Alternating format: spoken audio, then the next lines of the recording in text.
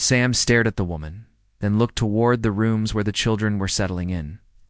Through the thin walls, he could hear Rebecca's voice, soft and gentle, singing what sounded like a lullaby to little Daisy. "There has to be another way," he said. Mrs. Foster shook her head sadly. "I've tried everything. I've written to every family I know, every organization that might help. But 5 children together? It's too much for most folks to take on, especially girls this age. People want babies, or maybe one child they can raise as their own. Nobody wants a ready-made family of orphaned girls." That night, Sam lay in his bed listening to the sounds of children in his house for the first time in decades. Margaret was coughing a dry, persistent cough that reminded him uncomfortably of his own. Sarah was quietly reading by candlelight, the pages rustling softly. Emma was whispering to her cat. And through it all, Rebecca's voice continued to murmur reassurances to little Daisy, who was apparently having bad dreams. Sam thought about the grave waiting outside, half finished. He thought about the letter in his drawer, the one from Mary, Catherine, that had finally convinced him there was nothing left to live for. He thought about the consumption in his lungs and the doctor's grim prognosis, but mostly, he thought about 5 little girls who were about to lose each other, the only family they had left. When morning came, Sam found the children in his kitchen. Margaret had somehow managed to make coffee and flapjacks from his meager supplies, and the others were gathered around the table eating quietly. Mrs. Foster sat with them, her face drawn with exhaustion and grief. "We should get going soon," she said when she saw Sam. "Now, I want to reach Denver before dark." "About that," Sam said slowly. He'd been awake most of the night, thinking, "I've got a proposition." Rebecca looked up sharply. "What kind of proposition?" Ow. Sam pulled out a chair and sat down. "What if you stayed? All of you. Permanently."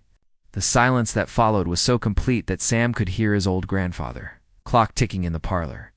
Mrs. Foster was the first to speak. "Mr. Grayson, that's incredibly generous, but you don't understand what you're taking on."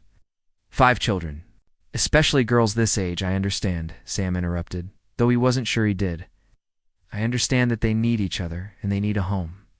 I've got both." Rebecca's eyes narrowed. "What's the catch?" Sam almost smiled at her directness. "No catch. Just ... I'm not a young man, and I'm not well. I can't promise you I'll be around forever. But for however long I am around, you'd have a home here, together." "How not well?" Rebecca pressed, and Sam could see the fear in her eyes. She'd already lost so much. Sam hesitated, then decided on honesty. These children had been through enough lies and false promises. "I've got consumption.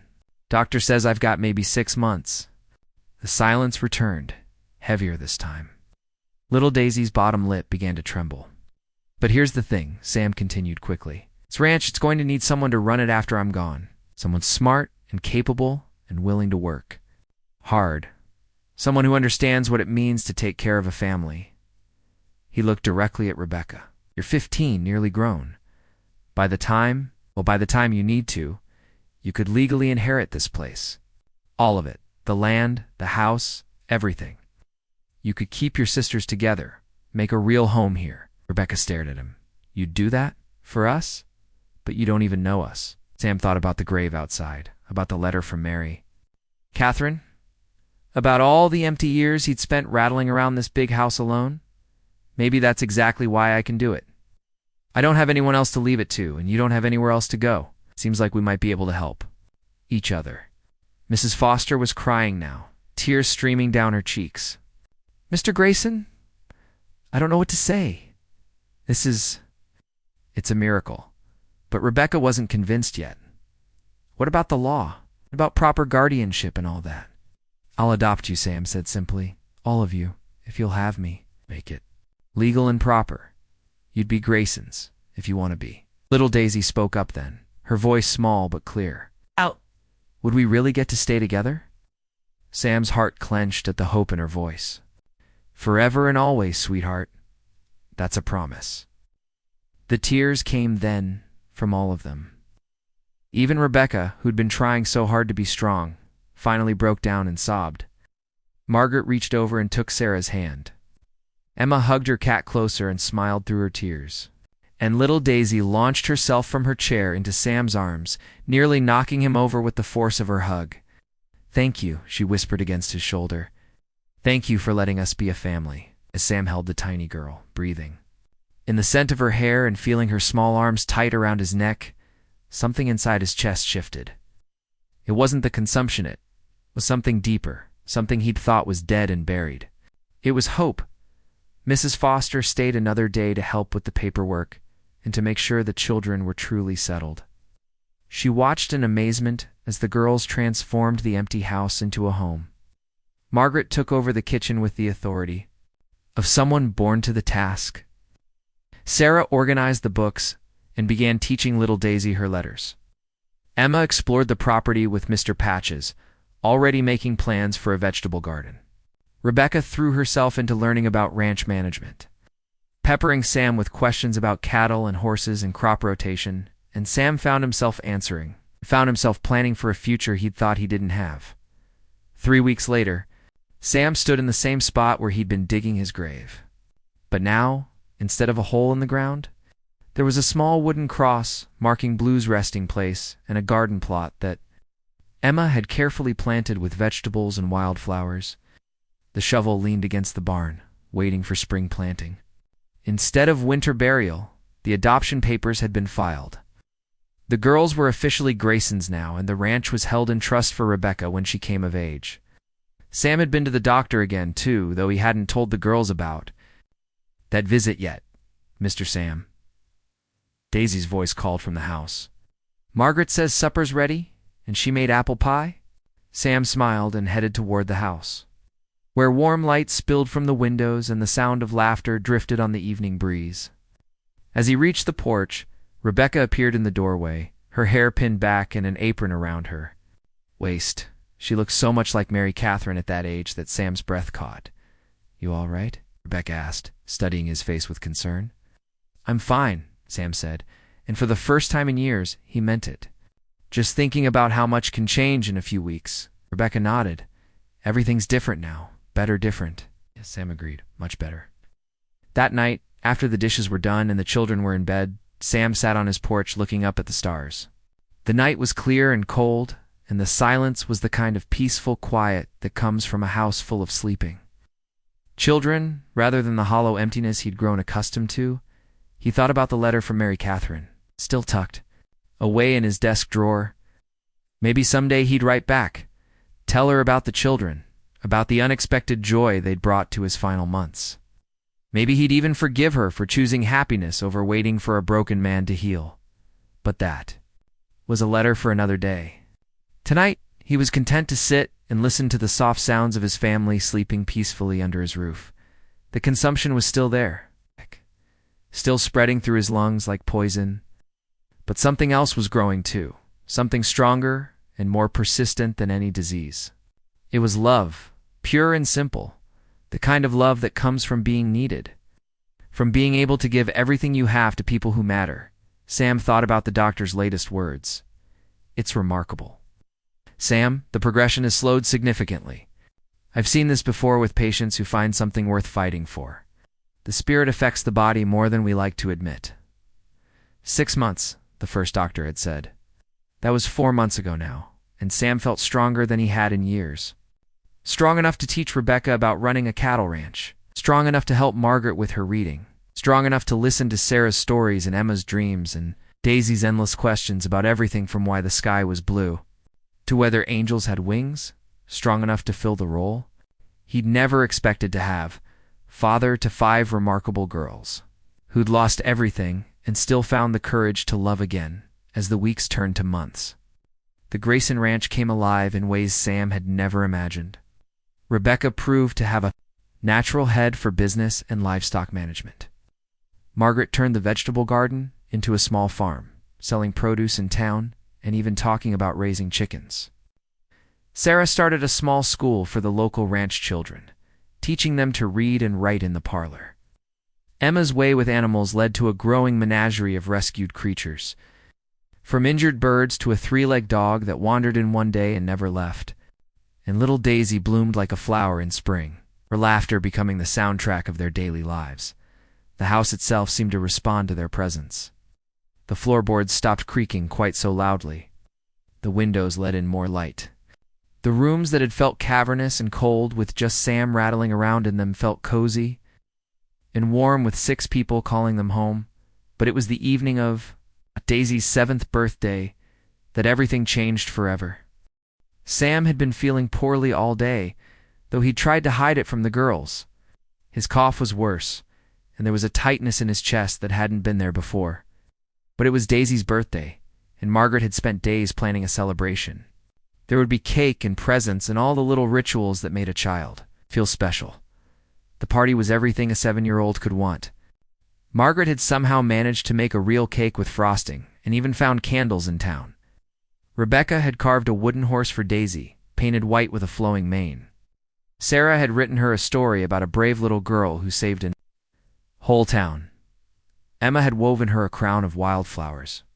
And Sam had given her something he'd been saving for the right moment, a locket that had belonged to his mother, with a tiny photograph of all 6 Graysons inside. As Daisy blew out her candles, her face glowing with joy, she made her wish out loud despite the tradition of keeping birthday wishes secret. "I wish," she said solemnly, "that we could all stay together forever and ever, and that Mr. Sam never has to go away." The room fell quiet. Sam felt his throat close with emotion, and he saw tears in Rebecca's eyes. They all knew about his condition. Now he'd told them when the doctor visits became more frequent. They knew he was fighting to stay with them as long as possible, but they also knew that some fights couldn't be won through will alone.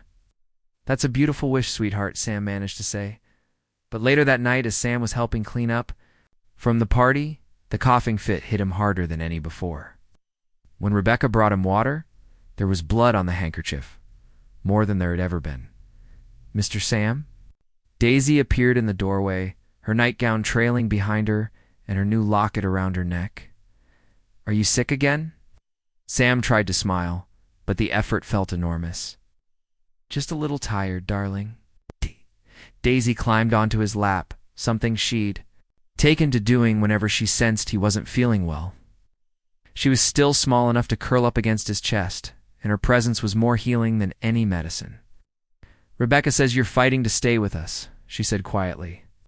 "Are you gonna win?" Sam closed his eyes, breathing in the scent of her hair and feeling the weight of her small body against his chest. How did you explain to a 7-year-old that sometimes loving someone meant preparing them for goodbye? "I'm trying, sweetheart. I'm trying as hard as I can," good Daisy said with the absolute certainty of childhood. "Because we need you. I need you." That night, Sam wrote a letter he'd been putting off for months, not to Mary Catherine this time, but to each of his daughters. It's 5 letters, to be given to them when they were older, when they could understand the magnitude of what they'd given him. "My dearest Rebecca," he began the first one. "By the time you read this, I'll be gone, but I need you to know that you saved my life in every way that matters. When you came to this ranch, I was a broken man digging his own grave. You gave me a reason to fill that grave with flowers instead of my own bones. You are going to be an extraordinary woman, and I am proud beyond words to call you my daughter." He wrote similar letters to each girl, telling them how they'd changed his life, how proud he was of each of them, and how much he believed in their futures. To Margaret, he wrote about her strength and capability. To Sarah, about her intelligence and kindness. To Emma, about her gentle spirit and gift with all living things. And to little Daisy, he wrote the longest letter of all, trying to capture in words how her smile had brought light back into his world. 3 days later, Sam woke to find he couldn't get out of bed. The consumption had taken a sudden, vicious turn, and his body was finally surrendering to the disease that had been stalking him for so long. Rebecca took charge immediately, as Sam had known she would. She sent Margaret into town for the doctor while organizing the household to run seamlessly around Sam's needs. Sarah read to him when the pain was too much for conversation. Emma brought him wildflowers and sat quietly beside his bed with Mr. Patches purring on her lap and Daisy ... Daisy never left his side. The doctor was honest in his assessment. Days, maybe a week at most. "I'm sorry, Sam. You've fought longer and harder than anyone could have expected." That evening, as the sun set over the prairie, Sam called all his daughters to his bedside. They gathered around him, faces solemn, but not despairing. They were sad, but they weren't afraid.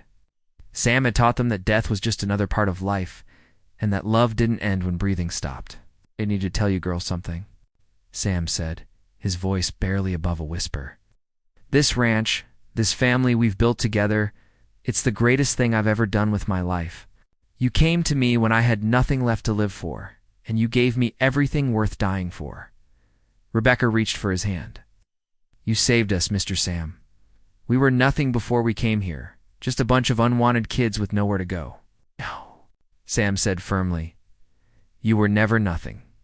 You were a family looking for a home, and I was a home looking for a family. We found each other exactly when we needed to." He looked at each girl in turn. "Rebecca, you're going to do amazing things. With this ranch, don't be afraid to dream big. Margaret, your cooking and your care for others is going to bring joy to so many people. Sarah, your mind is a gift. Use it to make the world better. Emma, never lose that gentle heart of yours. The world needs more people who see the beauty in broken things. And Daisy, ... He reached up to touch the locket around her neck. "You, my darling girl, you have the biggest heart of all. Don't ever let anyone tell you you're too small to make a difference. You made all the difference to me." Little Daisy climbed carefully onto the bed and snuggled against Sam's side. "Are you going to go see the angels now?" "I think so, sweetheart." "Will you tell them about us? About our family?" Sam's eyes filled with tears. "I'll tell them I got to be father to the 5 most wonderful girls in the whole world. I'll tell them I was the luckiest man who ever lived." Sam passed peacefully. In his sleep 2 nights later, with all 5 girls keeping vigil beside his bed. Daisy was holding his hand when he drew his last breath, and she swore later that she felt him squeeze her fingers one last time before he let go. The funeral was held on a clear spring morning, with half the county in attendance. Word had spread about the rancher who'd taken in 5 orphan girls and made them his daughters, and the story had touched hearts throughout the territory. People came from miles around to pay their respects to a man who'd shown them what real love looked like as the minister spoke about Sam's life and legacy. Rebecca stood with her arms around her sisters, watching as her father was laid to rest. Beneath the cottonwood tree where he'd told them he'd once proposed to another woman in another lifetime, it seemed fitting that he should rest in a place where love had once bloomed, even if that love had taken a different path. After the service, as the crowd began to disperse, an elegant woman in black approached the girls. She was beautiful despite the lines around her eyes, with auburn hair showing threads of silver and a face that seemed familiar somehow. "Excuse me?" she said softly. "Are you the Grayson girls?" Rebecca nodded warily. "Yes, ma'am. Can we help?" "You." The woman's composure cracked slightly. "I'm Mary Catherine Webb. I knew your father long ago. I came as soon as I heard about his passing." The name hit Rebecca like a physical blow. Mary Catherine. The woman from the letter, the one who'd broken Sam's heart and driven him to that dark place where they'd found him. "You've got some nerve," Rebecca said, her voice cold, "coming here today after what you did to him." Mary Catherine flinched but didn't back down. "You're right to hate me. I hated myself for years after I sent that letter. But I need you to." "No, ... I need you to understand, ... Understand what?" Rebecca demanded. "That you threw away the best man who ever lived. That I spent 7 years waiting for him to come home from the war," Mary Catherine said, tears streaming down her face. 7 years watching him try to drink away whatever horrors he'd seen. 7 years of him pulling away every time I tried to get close. 7 years of watching the man I loved disappear a little more each day. She looked at the 5 girls taking in their defensive postures and fierce loyalty. "When I finally gave up and married Harrison, I thought I was doing the right thing. I thought Sam would be better off without me dragging him down, reminding him of everything he couldn't give me, I thought, ... Her voice broke completely. "I thought I was freeing him to find happiness somewhere else. I never imagined that he'd give up entirely." Margaret stepped forward, her practical nature overriding her anger. "What do you want from us?" Mary Catherine wiped her eyes. "Nothing. I don't want anything. I heard about what happened.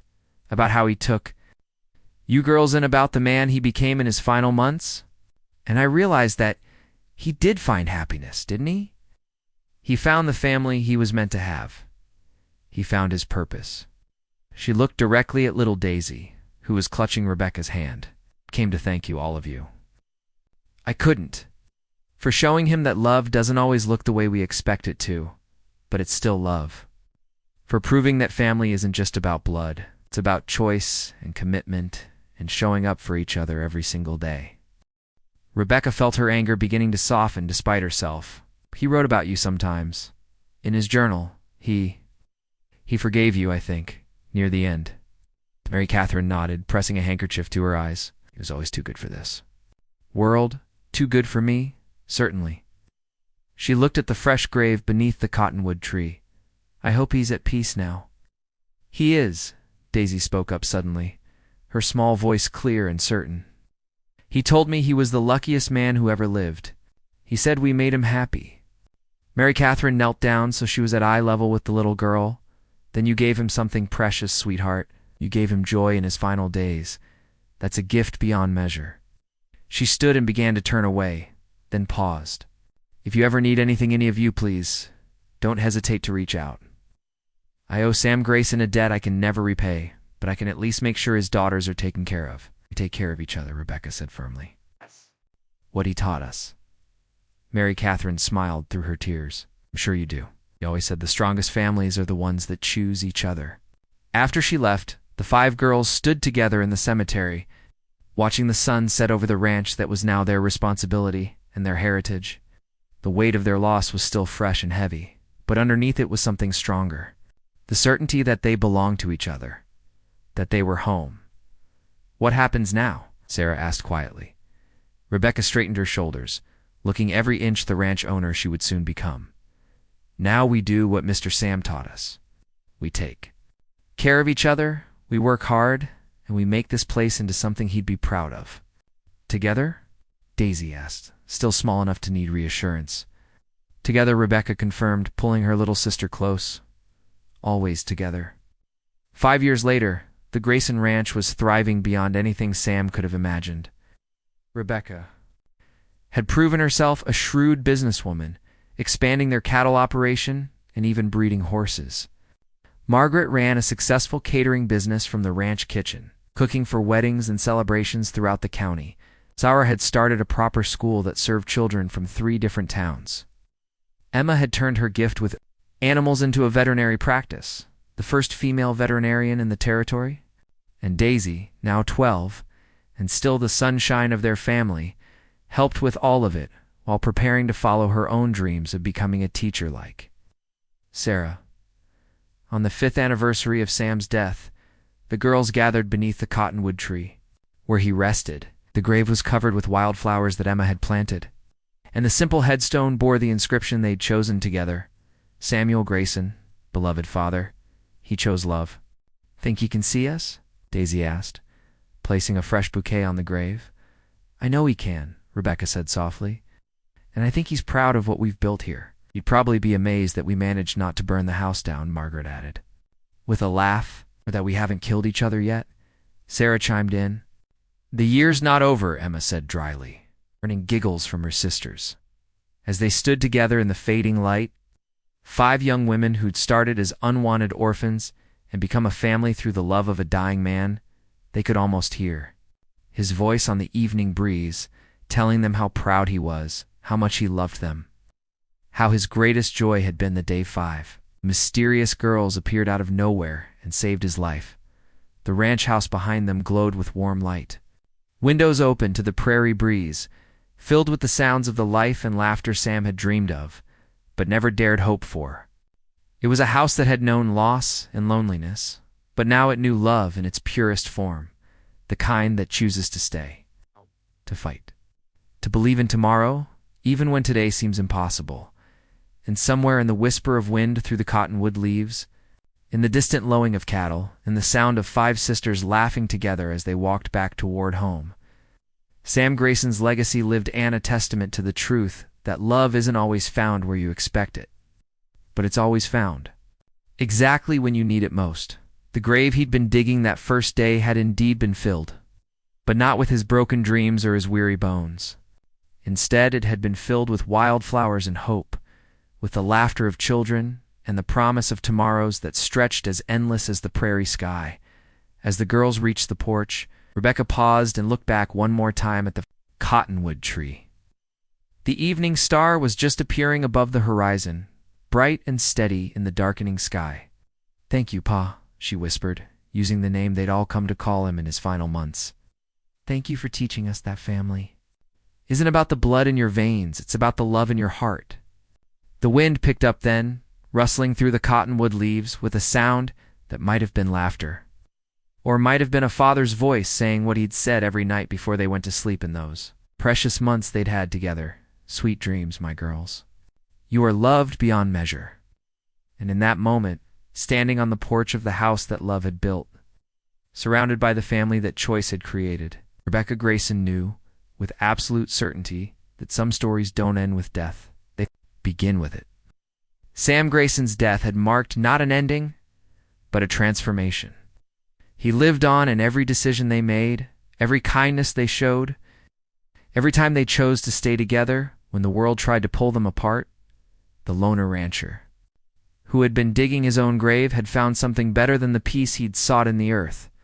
He'd found immortality in the hearts of 5 girls who would carry his love forward into generations yet to come, proving that the greatest legacy isn't what you leave behind, it's what you plant in the hearts of those who matter most. As the stars began to appear in the vast Montana sky, the Grayson girls went inside to their warm, bright home, where supper was waiting and tomorrow was full of promise. And somewhere in the evening breeze, a father's love continued to watch over them. As constant and enduring as the prairie itself,